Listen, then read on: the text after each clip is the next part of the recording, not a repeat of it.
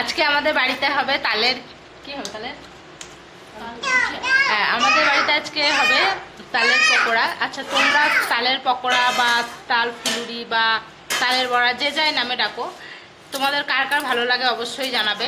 আর আমরা যেরকমভাবে বানাবো সিম্পলভাবে বানাবো। আমি যখনই মায়ের কাছে আসি কিছু না কিছু আবদার থেকেই যায়। যেমন এইবার আমার আবদার ছিল তালের বড়া করে খাওয়াতে হবে। আমি পারতাম ওখানে তাল কিনে তালের বড়া করতে, কিন্তু সেটা অনেক ঝামেলার ব্যাপার, যেটা আমার পোষাবে না। ওই জন্য মাকে বলেছিলাম, জানো তো আগে যখন ছোট ছিলাম তখন ভোরে উঠে তাল কুড়াতে যেতাম। মা বলতো তাল গাছে ভূত থাকে, তাও শুনতাম না, এদিক ওদিক তাল কুড়িয়ে বেড়াতাম। আসলে ওটা একটা আনন্দ। তাল খাওয়ার চেয়ে তাল কুড়োনোর যে কী মজা, সেটা যারা গ্রামে থাকে তারাই বুঝবে। এখন সেগুলো আর করা হয় না। সময়ের সাথে সাথে আমরা বদলাই, আমাদের মেন্টালিটি বদলায়, অনেক সময় কাজের জন্য আমরা ব্যস্ত হয়ে যাই। কিন্তু পুরোনো দিনের কথাগুলো এখনও কীরকম